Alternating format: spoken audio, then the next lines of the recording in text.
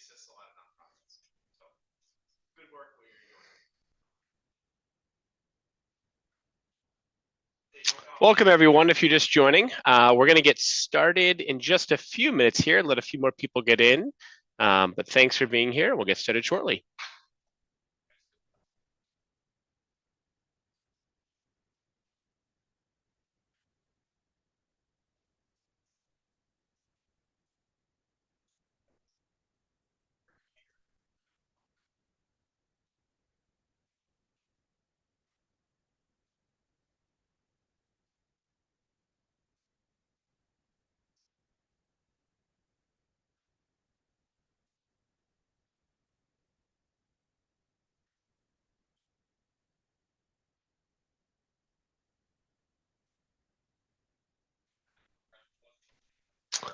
All right, we've got a large group here, so we're going to go ahead and get started.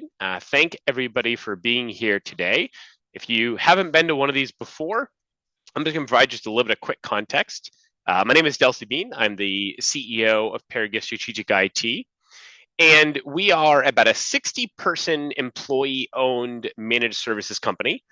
What that means is that we partner with other organizations, large and small, to assist them with their technology.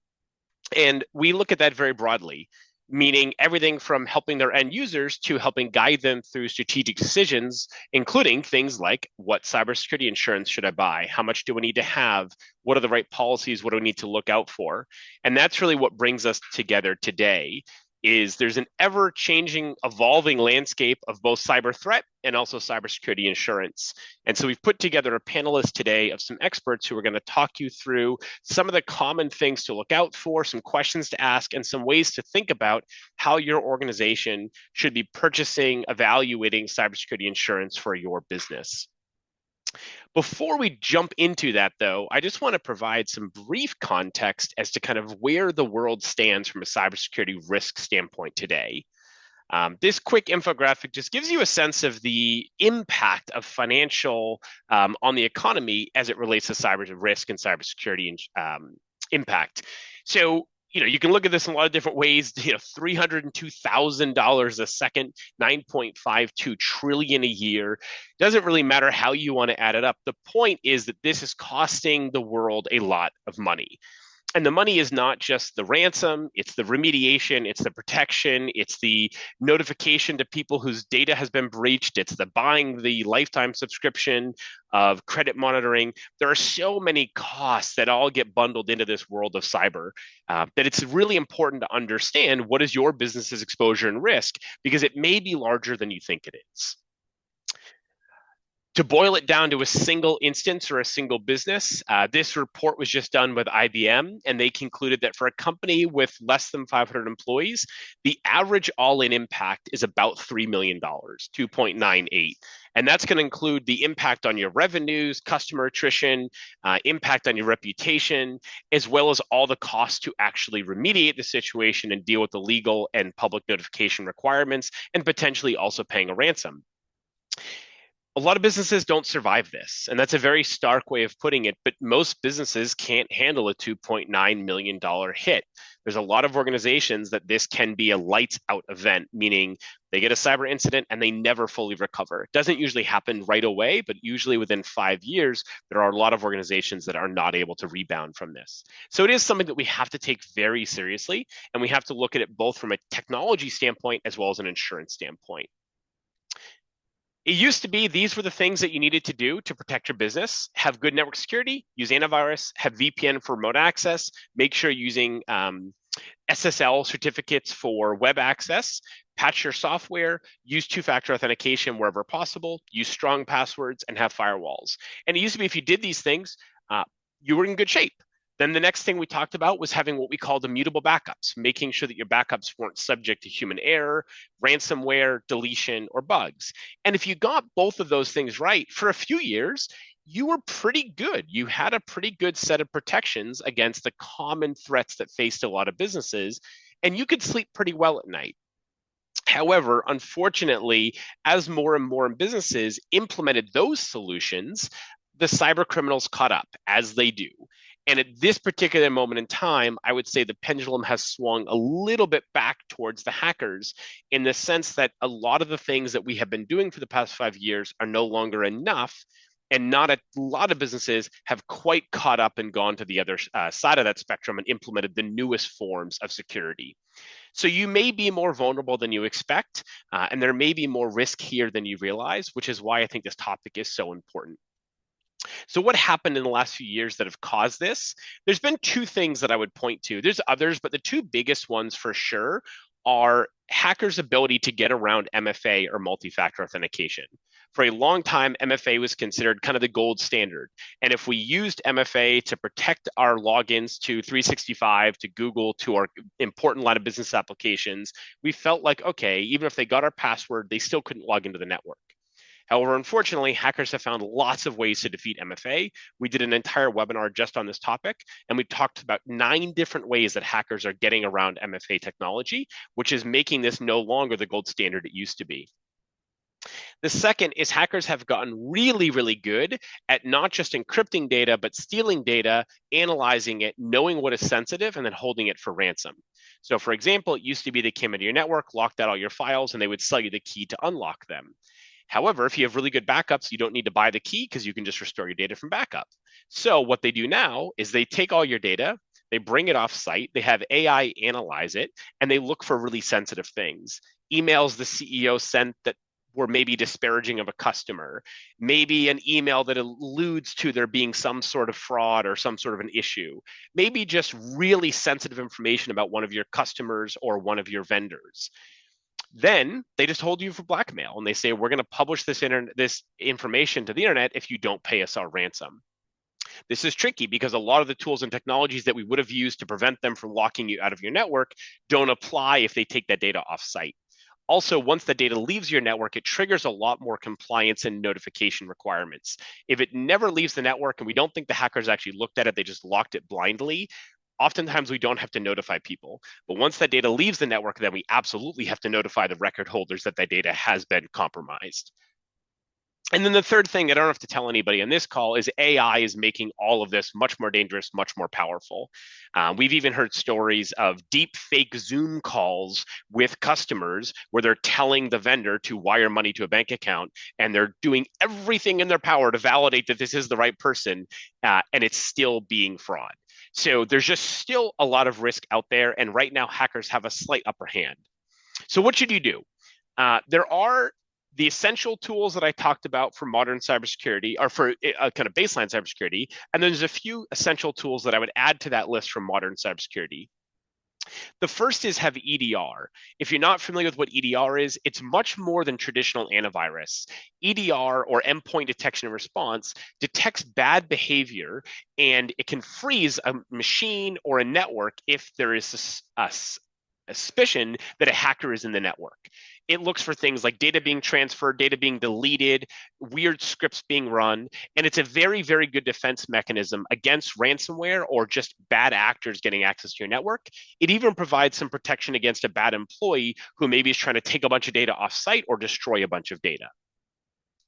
The second is ITDR.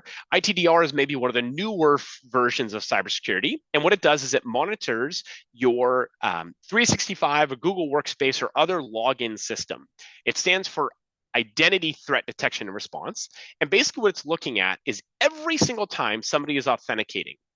It could be their phone logging in, it could be their computer, it could be them walking in from a website. Anytime you're logging into your 365 or Google tenant, it's analyzing that login and assigning it a risk score. If the risk score is above a certain threshold, it locks out the account. And then that can be manually investigated to figure out if this is a real threat actor or if it's just a user who is traveling to Rome or is out of the country, and we can immediately unlock the account. But this can be a very, very good protection for stopping hackers who have gotten a password and bypassed MFA and got into the network. We can freeze them the second they get in before they have a chance to do any damage. Very, very important technology.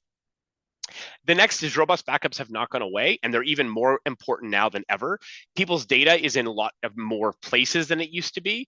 You might have some data online in an ERP system. You might have data in a PEO system. You might have data online for 365 or Google. Your data is in a lot more places than it used to be, and you need to have really robust, secure backups for all of those that are quote unquote air gapped. And what I mean by that is you can't traverse those backups from the main access to the network. So a hacker who gets access into your system can't also get to your backups and therefore delete them, which is, of course, what they want to do.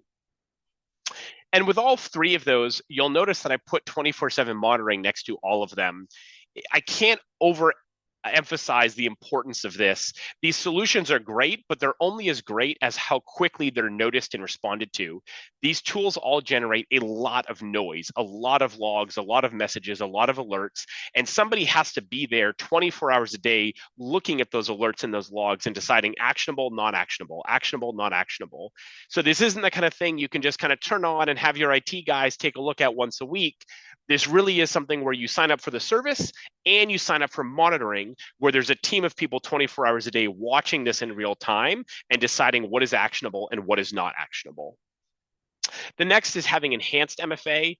A lot of people think multi-factor authentication, like it's all the same, whether it's an email or a text message or it's my Face ID. That is actually not true. There are different levels of MFA. And the highest grade is what we often refer to as like passwordless or passkey.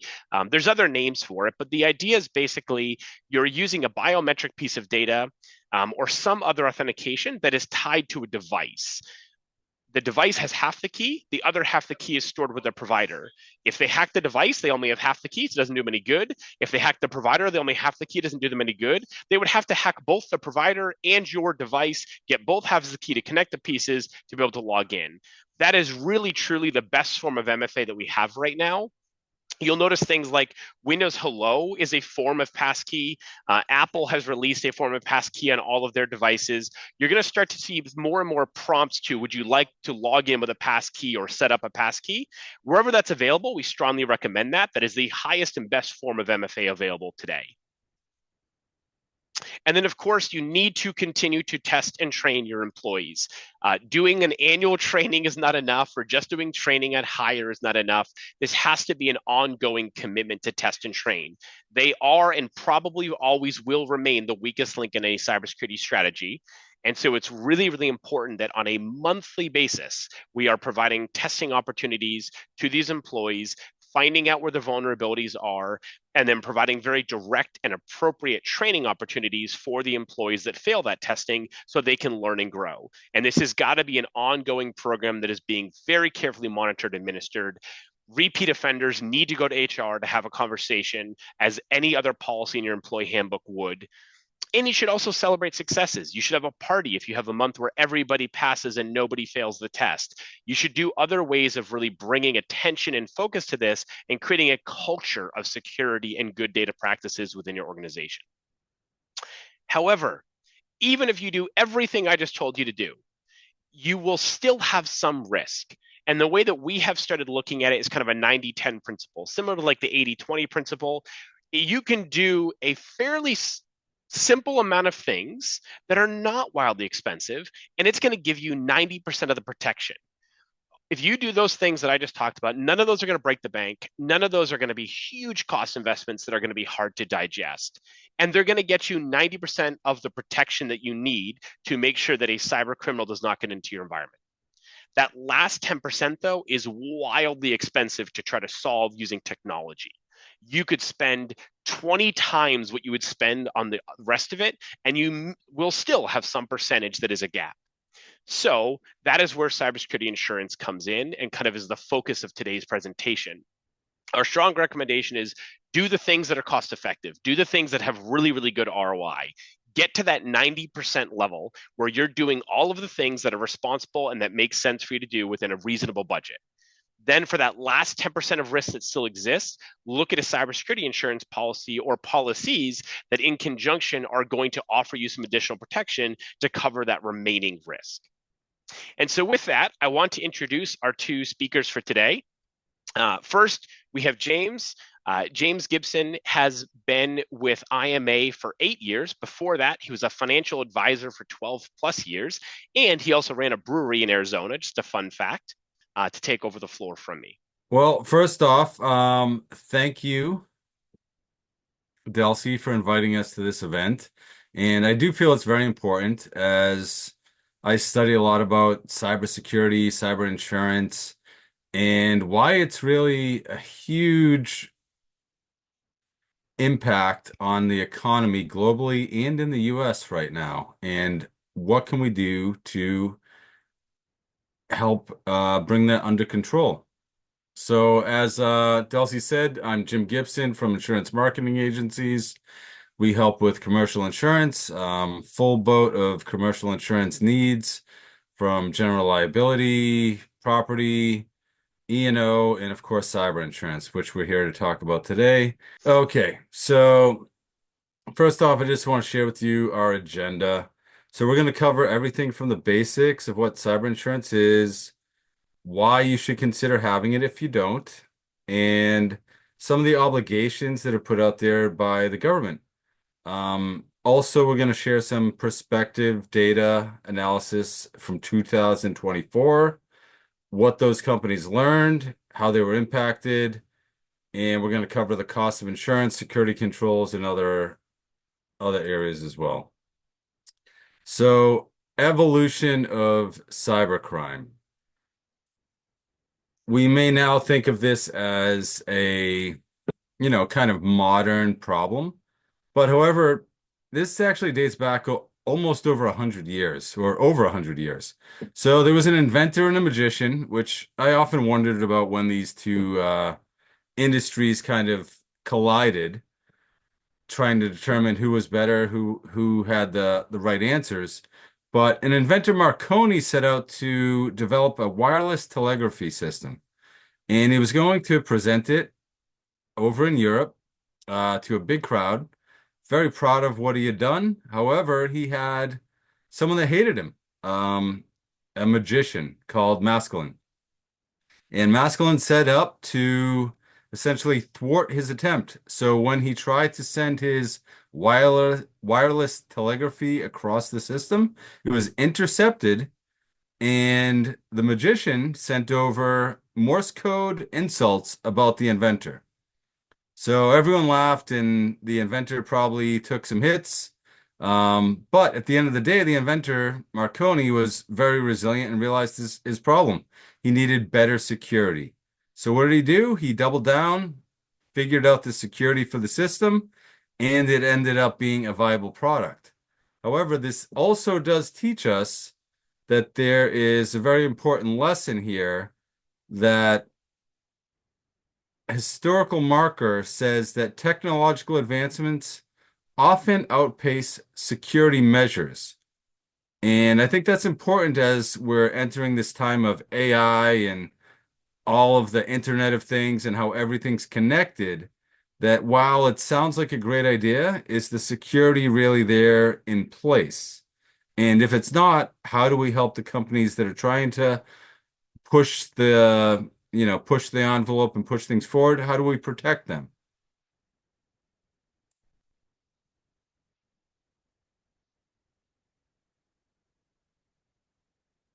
So now we move on almost 100 years after the Marconi incident. There were only about 6,000 computers online at the time. And a grad student, Robert Morris, introduced the Morris worm, which infected 10% of all computers connected to the internet. Again, that's actually a pretty big event, but in hindsight, no one really seemed to care that much. There was still no type of cyber insurance in place, and people just kind of laughed it off, maybe. 10 years later, in the state of Georgia, a company wanted to start the first online only bank, no branches. And the federal regulators at the time thought it was a great idea, understood that technology was progressing, but they wanted to understand how to control these risks.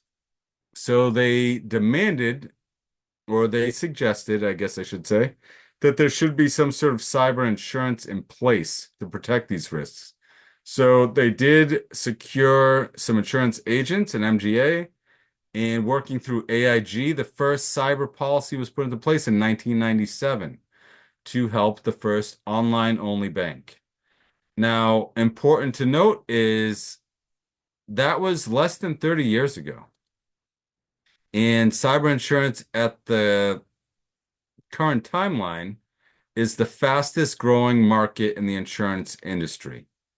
And obviously, there's a lot of reasons for that. Um, we'll get into the losses, we'll get into the claims, but I also want to take a step back and let everyone at least have a baseline understanding of what cyber insurance is.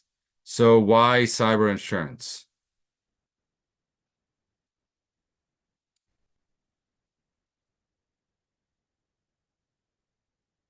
Okay, so cyber insurance is essentially here to help you cover financial losses from incidents like data breaches, ransomware, and also potentially the cost for legal fees and business interruption.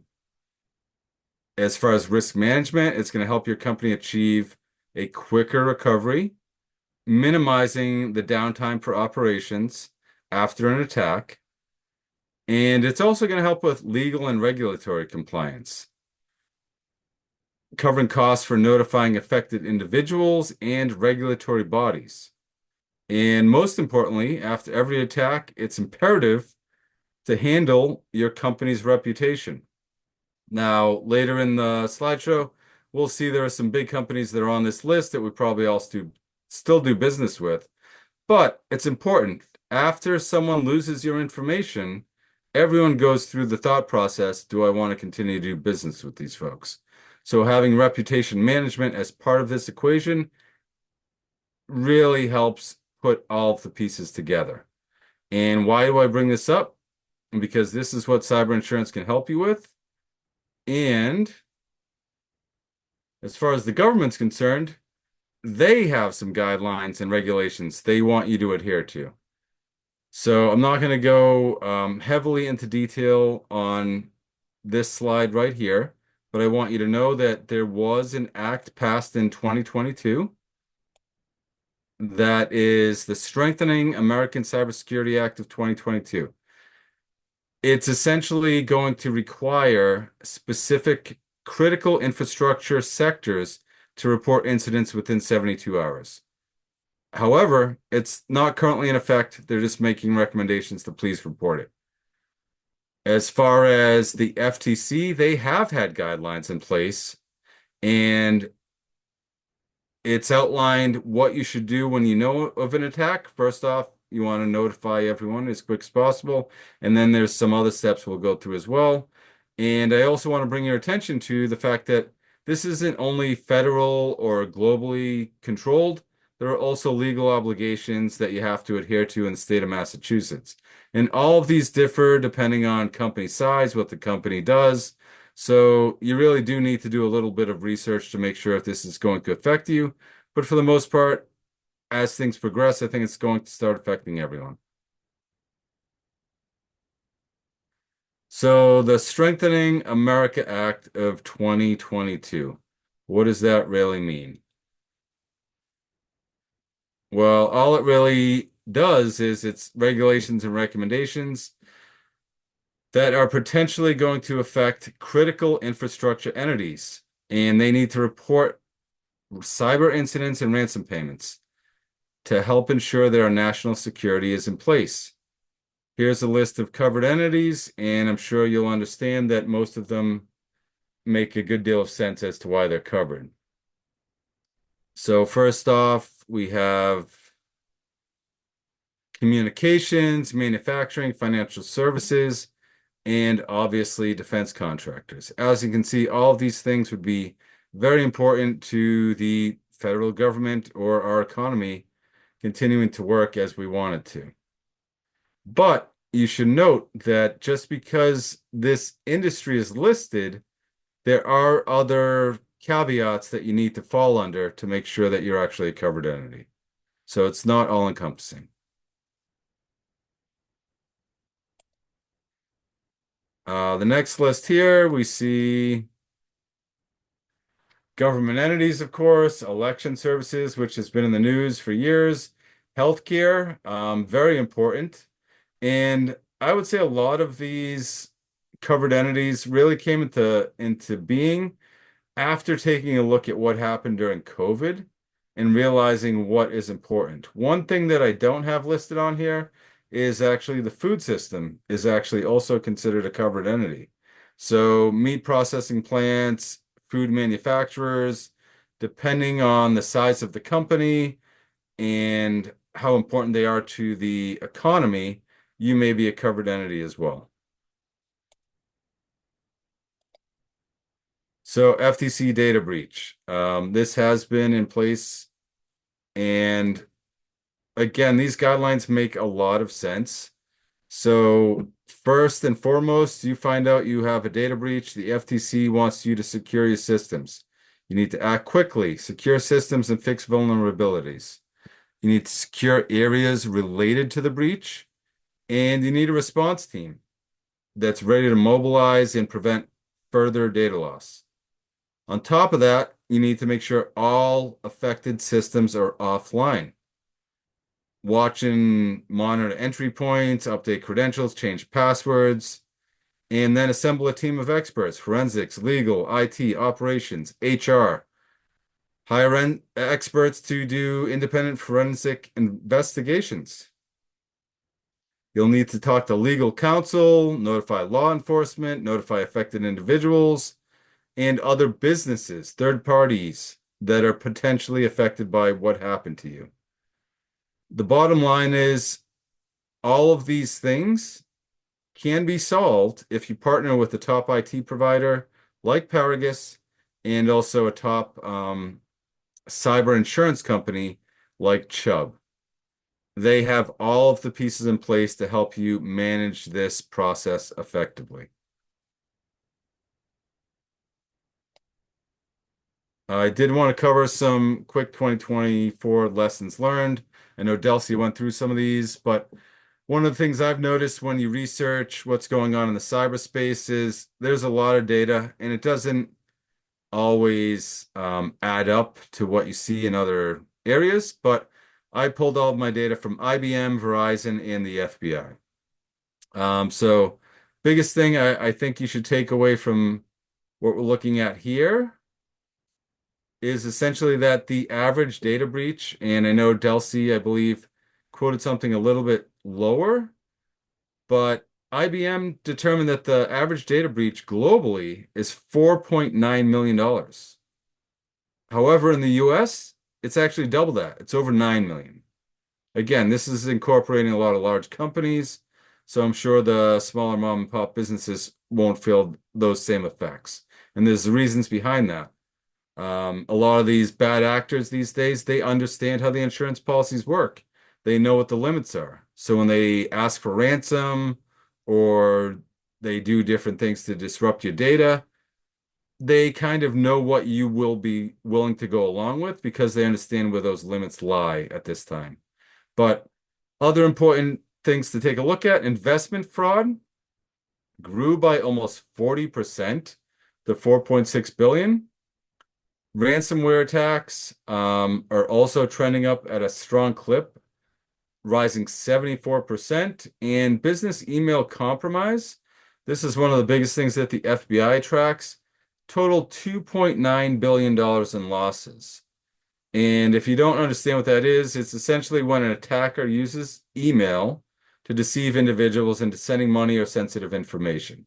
And this happens a lot more frequently than you might think. And they're pretty dialed into how to make this happen effectively. So there's actually stories of hackers knowing that the executive or the owner of the company is on a plane on a Friday afternoon, and they've been in the system for a while. And throughout that time in the system, they've hacked emails, and then they take an existing email and then send that on to an employee, an administrator, or a controller. And they say, hey, I know this is last minute. I'm about to jump on a flight, but we need to secure this deal. You need to wire $2 million to this account. And the employee is going to look back through that email and be like, wow, this is a legit email chain. Wow, the CEO's on the plane. Sounds like this is important to the company. I'm just going to get this done. I don't know what to do. CEO lands and says, hey, why'd you wire all that money? Turns out it was hackers. And these are the types of things we're talking about, where artificial intelligence is starting to figure out better ways to communicate and fool people. Years ago, when we would receive texts or emails from Russia or I don't know, other foreign countries, sometimes Philippines, you could kind of pick it out because it didn't sound like a native English speaker. However, those types of things are going away. So is AI blowing up what's potentially going to be cybercrime? I think it's at a slow progression right now, but over time, it's only going to increase in its capabilities, right? So, what are the reactions to the data from 2024? And I do think this is important to note, and Delcy touched on a lot of this as well. But increase in identity and access management. So 42% of organizations are planning to invest in identity and access management to help better manage and secure access to their systems. What does this mean? Well, there was a poll actually done by IBM as well, where they asked companies, how good are you at shutting off access to former employees or employees that moved into different roles? And 60% said they didn't really pay it a lot of mind. So when you think about that, again, this is a huge area for improvement that can help all of us, right? Lost business and regulatory fines. Security investments are driven by increasing costs, regulatory fines following a breach. Proactive in investing in security is is essential to helping curb cybercrime.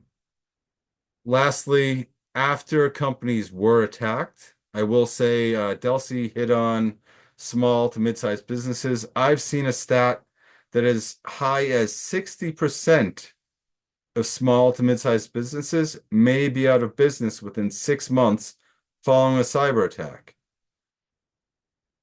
After most companies have had a cyber attack, 26%, decent number, have decided to increase that coverage. However, just like we think lightning doesn't strike twice, when you look at the data, especially from the FBI, when a company has been attacked, and maybe they've even paid the ransom or they've done whatever the hackers wanted, they typically get attacked again within a couple of years.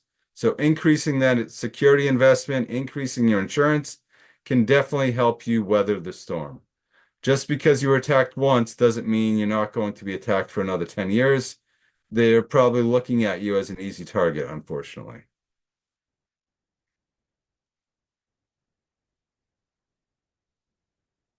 So recommendations, again, things Delcy touched on, increase security investments. I know one of the biggest things that a lot of cyber insurance companies are looking at, incident response plans. They want to understand that if you are attacked, you have a plan in place on how you're going to respond. One of the biggest things that we haven't talked about, and Delcy touched on a little bit, was that the time in between when the attack is detected and people can act on it drastically increases or decreases the cost. So, for example, say you realize, oh, this hacker has been in my system for 100 days. That might cost you, say, a couple $100,000 to rectify the situation. However, if that doesn't get recognized and the attacker's in there for a couple of years, well, that has much bigger implications.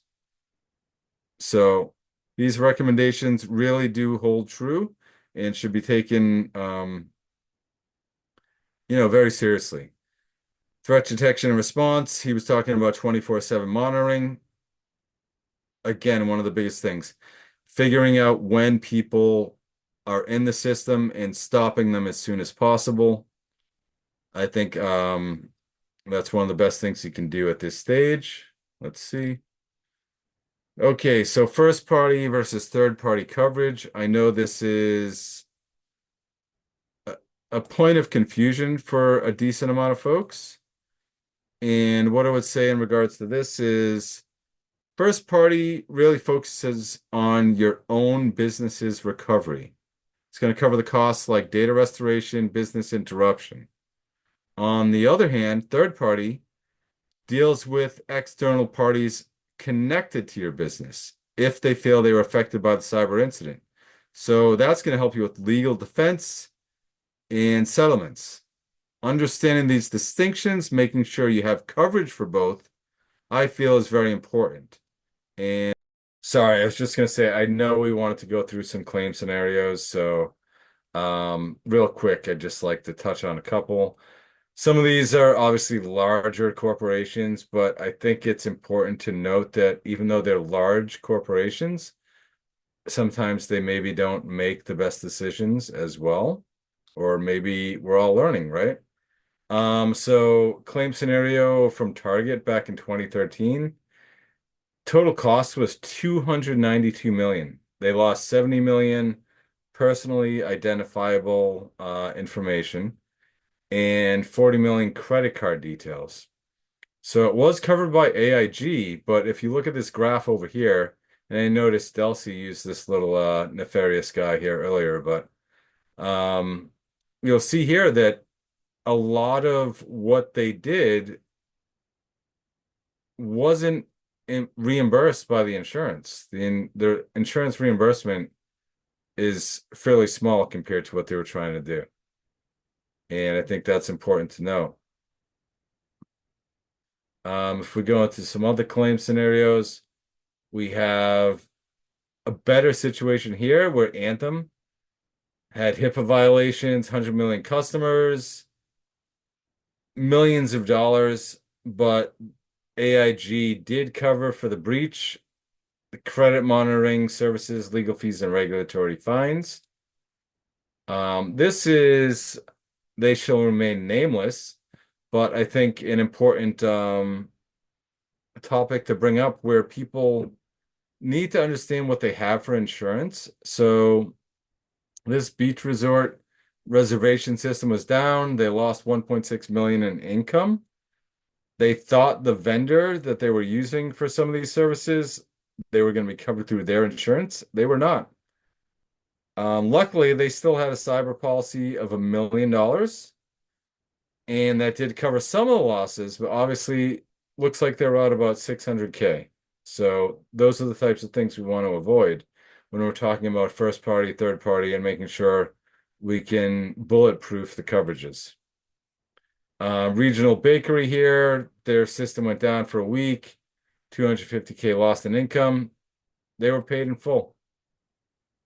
Another one, local restaurant chain, 400,000 credit card numbers were stolen. $1 million. But that was covered by the insurance policy as well because it was considered a phishing scam. And then I really want to show you this list. This is all recent. So we don't know what was covered or what isn't at this stage because a lot of it's being worked out. But I think the important thing I want you to see is even some of the best tech companies in the globe are having these incidents.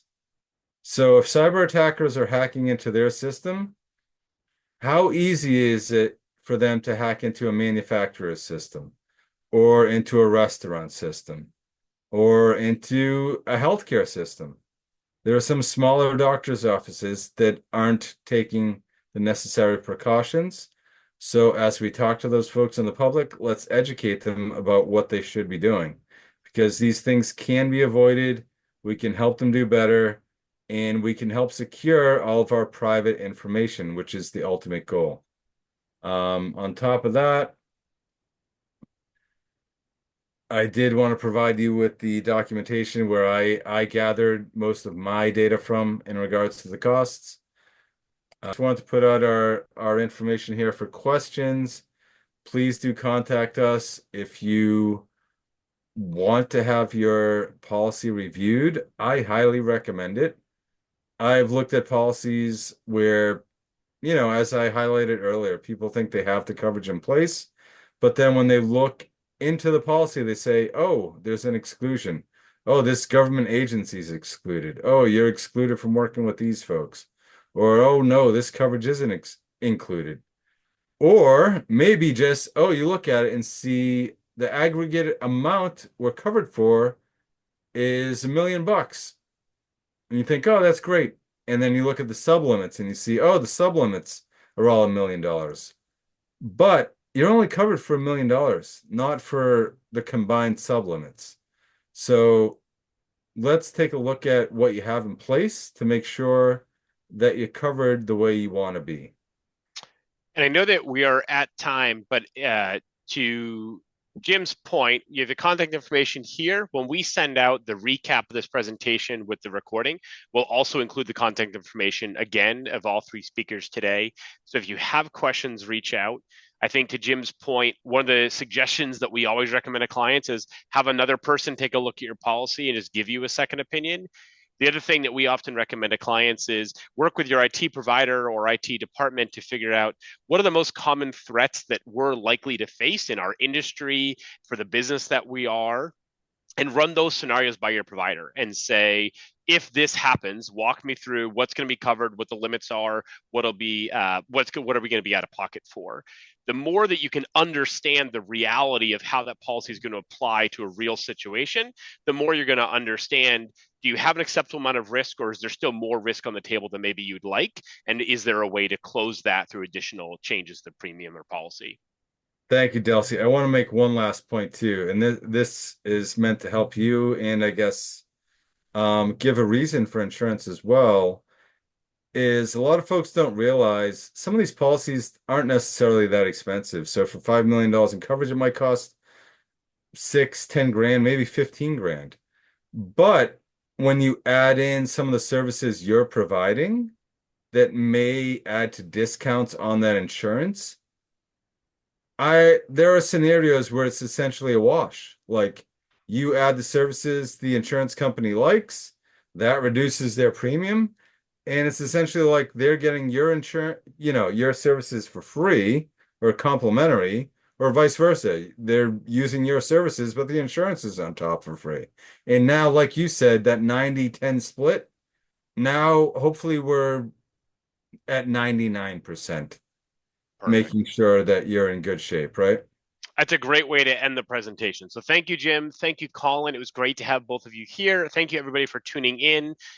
We said, please reach out with any questions that you have. And we look forward to seeing you guys next month. We're going to be doing a webinar on AI in thought leadership and how AI is changing what it means to be a C-suite executive or business leader.